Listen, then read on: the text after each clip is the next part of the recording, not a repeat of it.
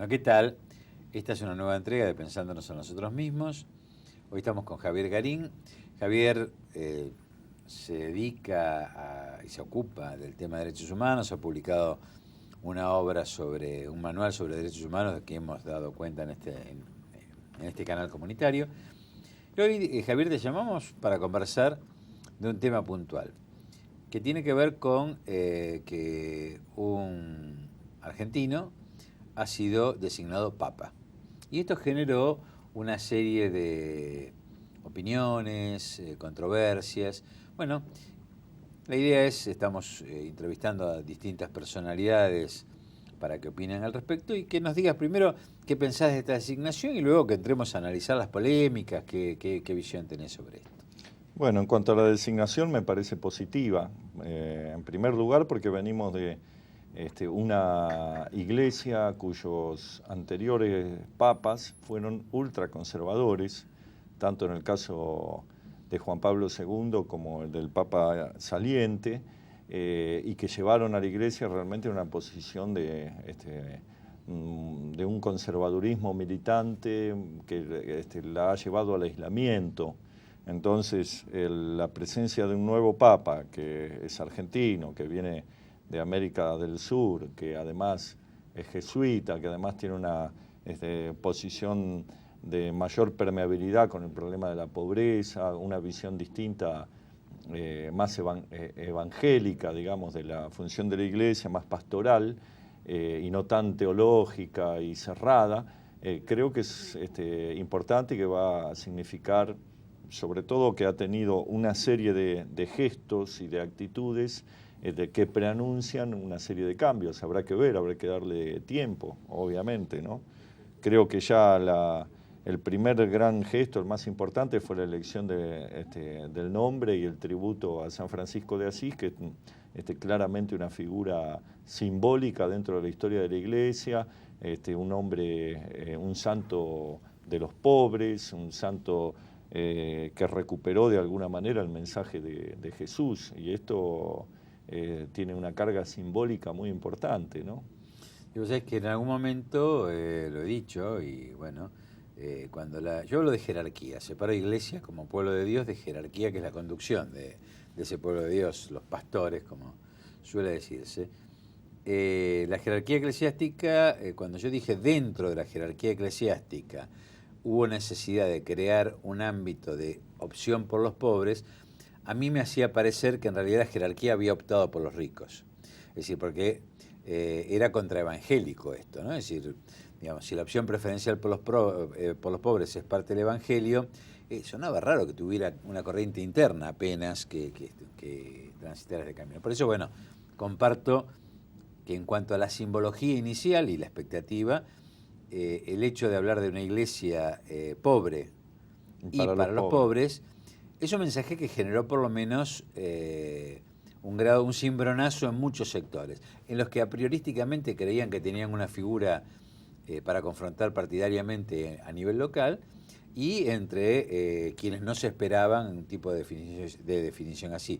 Sin duda que la estructura vaticana es sumamente compleja y tiene una historia compleja y realmente contradictoria, que bueno, habrá que ver cómo resulta, ¿no? Fíjate, la Iglesia es una estructura de poder que tiene 2 milenios en los cuales realmente no se ha mantenido, precisamente por la fidelidad al mensaje a Jesucristo, ¿no? Sino por la habilidad para construir poder, y por eso mismo es tan conservadora.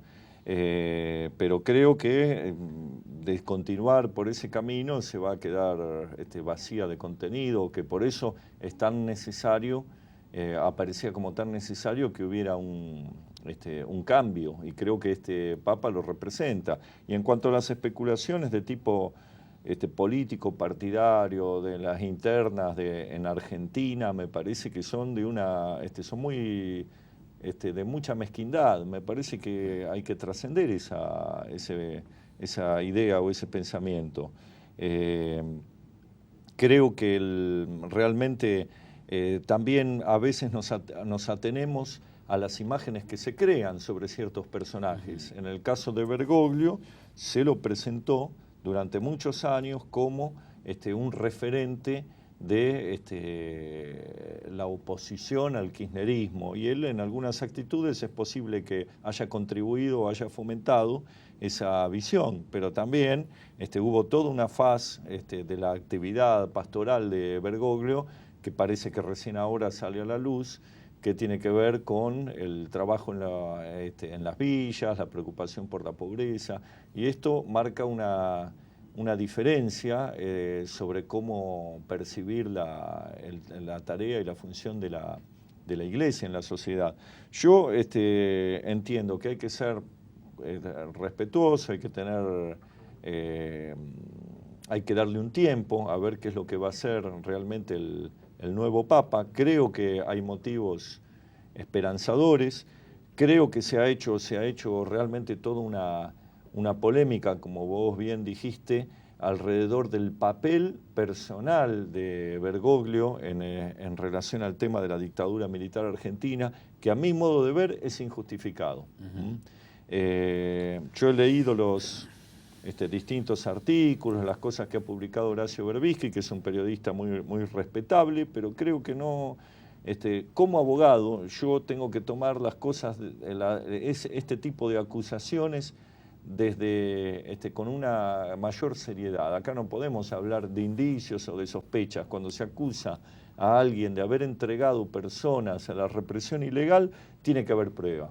Y si no, no hay que acusar. Entonces, en este caso en particular, yo creo que no hay pruebas suficientes o valederas como para decir que Bergoglio haya tenido algo que ver con el secuestro de los dos curas jesuitas del cual se lo acusa. Creo que eso es totalmente infundado. Y lo digo, yo no tengo simpatía personal hacia Bergoglio, no lo conozco, no me gustaba las posiciones ideológicas que tenía cuando era arzobispo de Buenos Aires, pero tenemos que ser serios cuando acusamos a una persona de ser cómplice o cometer crímenes de lesa humanidad. Creo que eso no es justo en este caso. No me parece adecuado, y tampoco me parece adecuado que se lo utilice como un arma para desprestigiar a nadie, sea cura, sea el político, sea de la actividad que haga. Para hacer ese tipo de acusaciones tiene que haber fundamento, y no puede basarse en los dichos de una persona ya fallecida que no puede salir a ratificar. A mí me han dicho justamente que el padre fallecido, que creo que era Llorio, se había rectificado. Entonces lo hizo el padre Jalik públicamente. Entonces seguir con ese tipo de acusaciones para mí es de mal gusto y no es lo correcto. En cuanto al papel de la Iglesia en la dictadura, no ya el papel de Bergoglio, ahí tenemos otras cosas para hablar. Pero una cosa es la responsabilidad institucional y otra las responsabilidades individuales.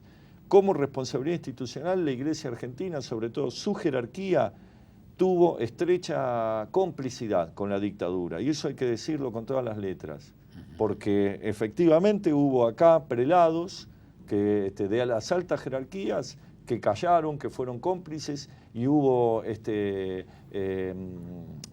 padres que cumplían funciones castrenses, que fueron directamente cómplices con la represión ilegal y tranquilizaban a los represores por los cargos de conciencia que podían llegar a tener por las barbaridades que cometían. Entonces, eso hay que ser muy claro. Ahora, una cosa es señalar el papel que tuvo la jerarquía de la Iglesia en ese momento, y otra muy distinta es atacar las responsabilidades individuales, porque así como hubo cómplices, hubo también algunos, que quizás fueron excepción, pero que existieron, que hicieron frente a la dictadura, que denunciaron los crímenes de la dictadura, como fue de Nevares, como fue el Novak, como fue Gesain, que eran obispos que tenían una clara actitud de compromiso con los derechos humanos. Y si bien Bergoglio no se encontraba entre estos, tampoco es justo que ahora venga Berbisky o quien sea a decir que era cómplice de la represión, porque eso creo que es una tontería. hablar de esa manera, ¿no? Y de cualquier manera yo creo que va a haber, tocás varios puntos interesantes de profundizar. Uno de ellos creo que es muy estructural, que tiene que ver con justamente que exista la figura de los sacerdotes que están involucrados con las Fuerzas Armadas.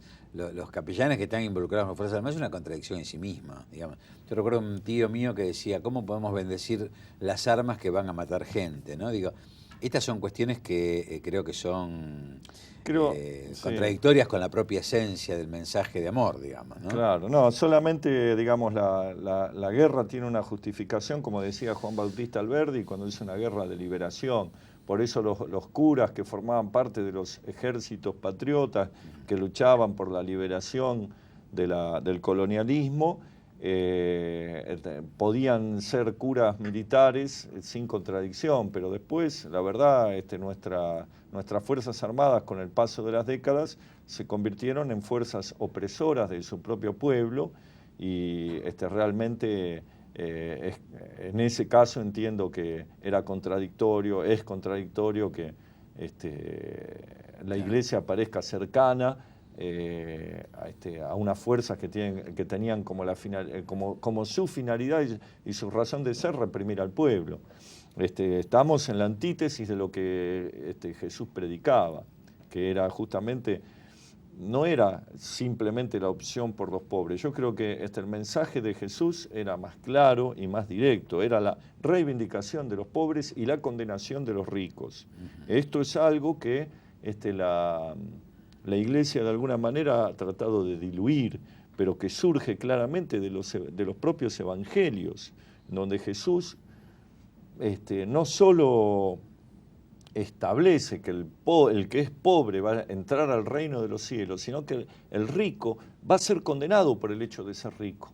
Y hay parábolas, hay anécdotas que así lo ilustran, como la del joven que se le acerca a preguntarle a Jesús qué necesitaba, qué más, cumplía todos los mandamientos, qué más debía hacer, y Jesús claramente le dice que tenía que entregar todas sus riquezas, abandonar sus riquezas, darlas a los pobres, y como se retiró apesadumbrado, dijo, es más fácil que un camello pase por el ojo de una aguja a que un rico entre en el reino de los cielos. Pero parece que la historia posterior, la prédica posterior, ha ocultado estos aspectos que son muy claros de la enseñanza de Jesús. No se trata de que algunos curas hagan una opción por los pobres, que en realidad el mensaje de Jesús es un mensaje por los pobres y a favor de los pobres, y condenando la riqueza, condenando el egoísmo de los ricos y condenando el egoísmo que en general ha sido la característica de la civilización occidental, ¿no? Javier, hacemos una breve pausa y seguimos hablando de esta cuestión que tiene que ver con la cultura, no solo con la fe, porque nosotros somos un pueblo culturalmente cristiano, de esto estamos hablando. Enseguida volvemos.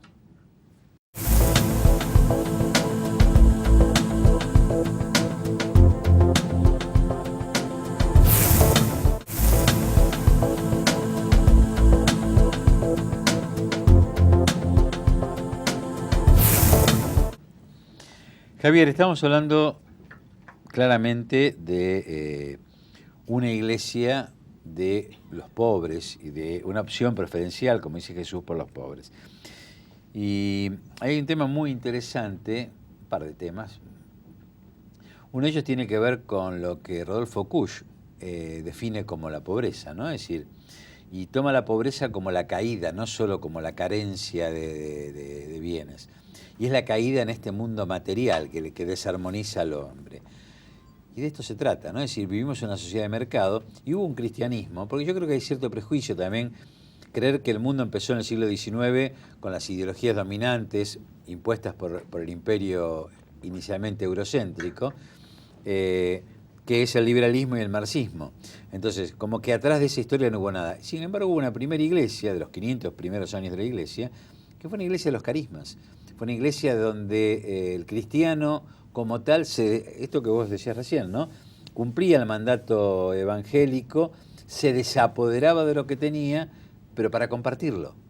Digamos, era vivir en comunidad. A mí hay palabras que no me gusta usar porque se confunden con las categorías europeas.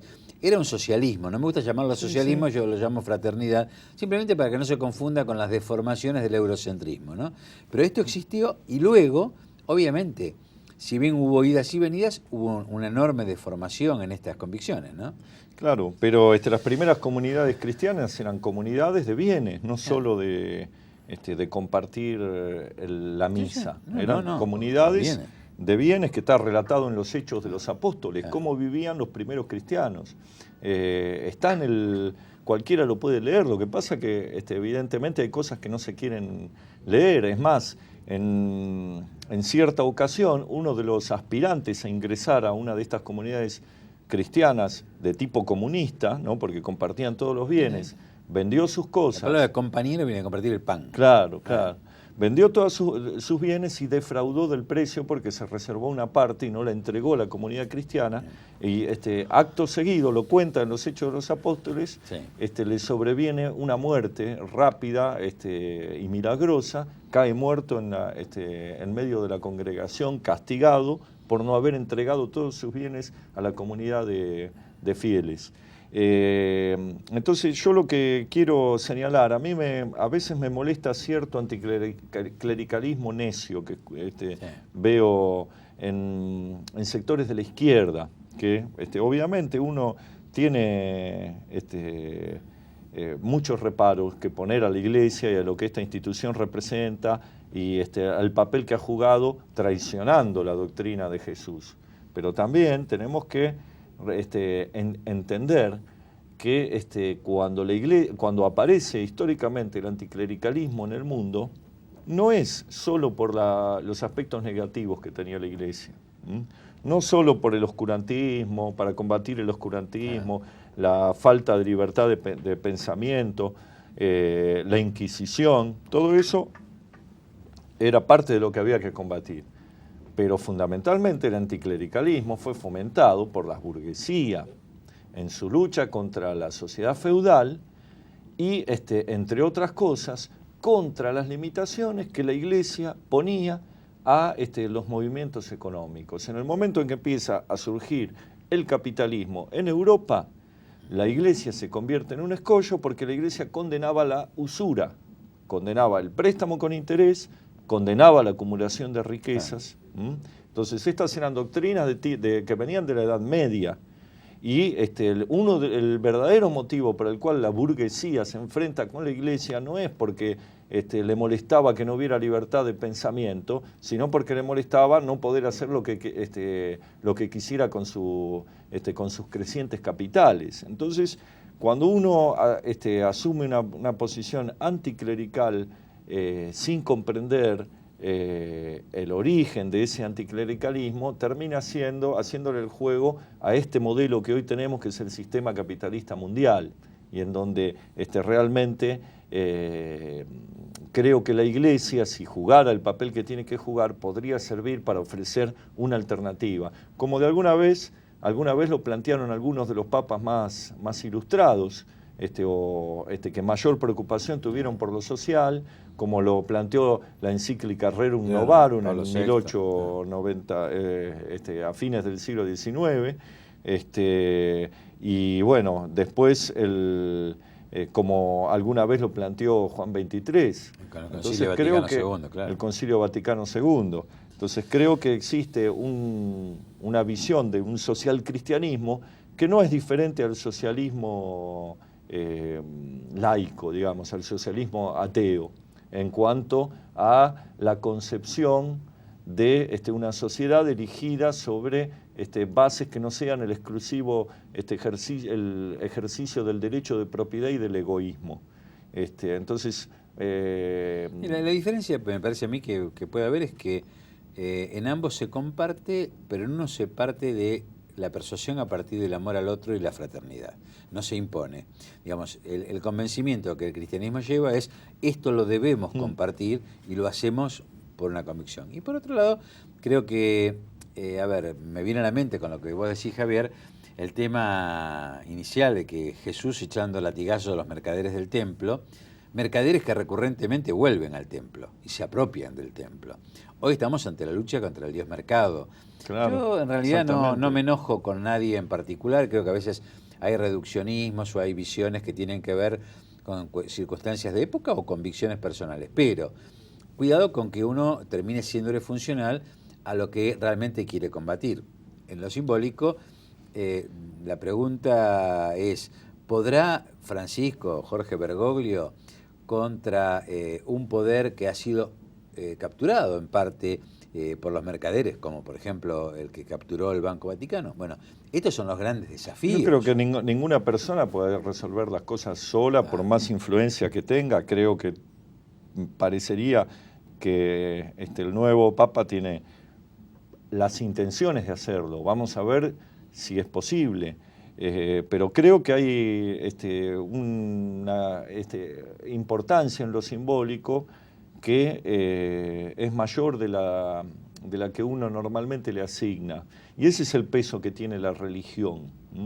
El peso de la religión es, yo lo digo que no soy creyente, yo no soy creyente, lo aclaro.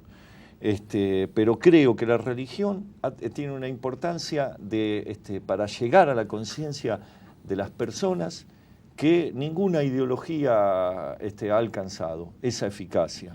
Cuando hablamos del imperio de los derechos humanos, los derechos humanos no existirían como doctrina si el cristianismo no hubiera dado las bases de valores que ha generado los derechos humanos, porque no nacieron de Voltaire, de Diderot, de Rousseau, si bien fueron contribuciones importantes las de la filosofía de la Ilustración, pero la principal contribución es que hubo una creencia establecida por Jesús hace 2000 años de que todos los hombres somos iguales y somos hijos de Dios.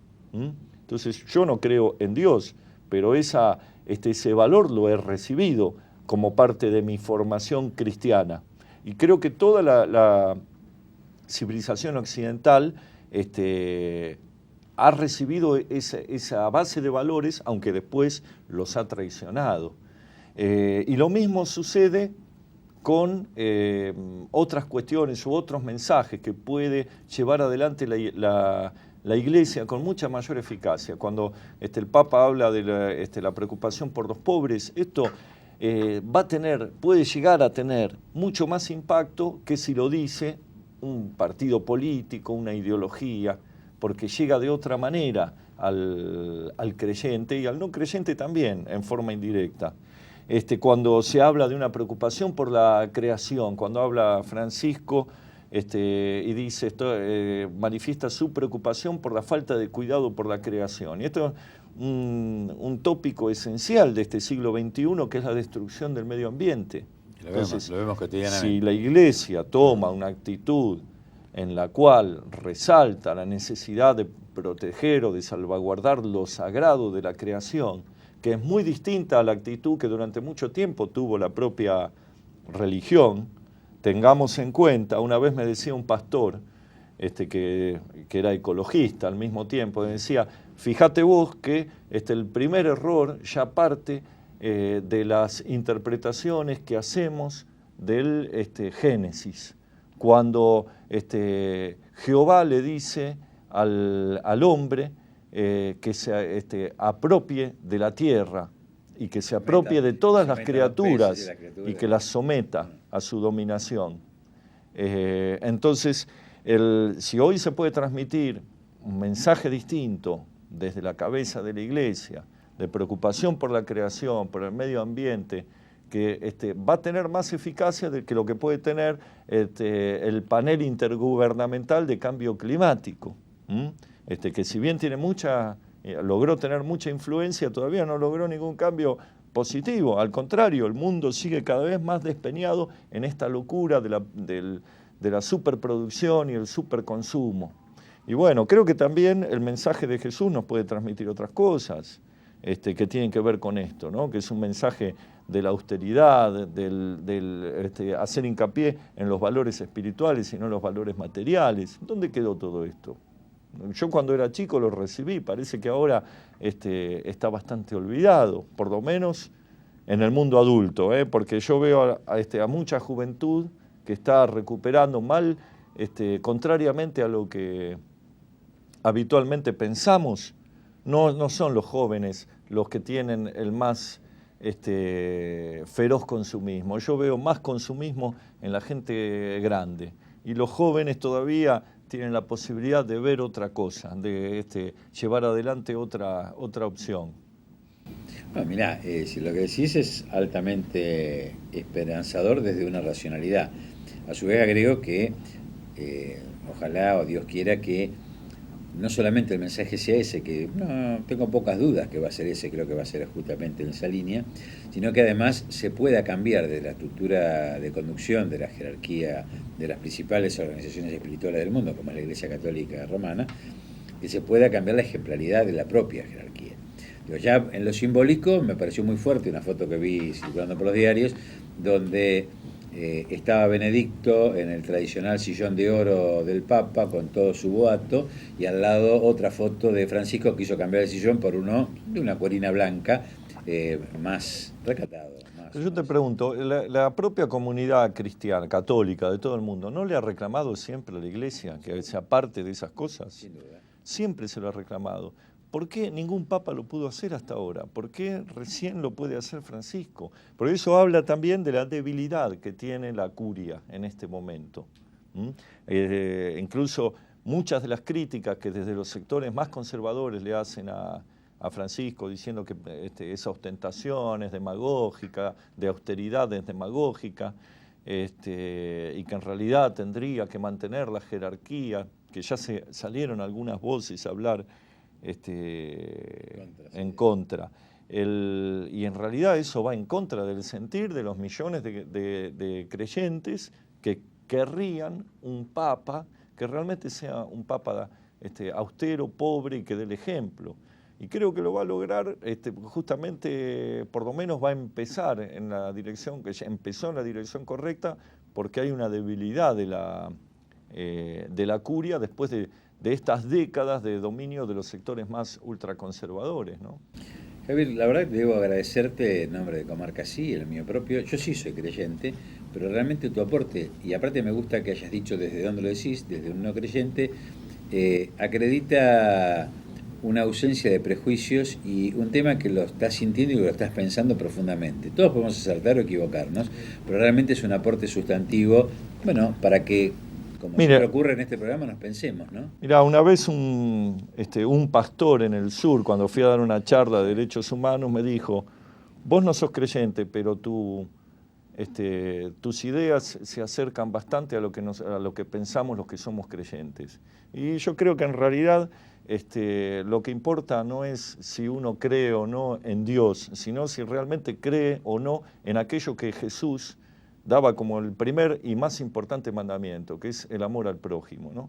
Si realmente hubiéramos podido construir una civilización basada en el amor y no en el poder, porque la esencia para mí del mensaje de Jesús es ese, es la renuncia al poder, la renuncia a la venganza, la renuncia al odio.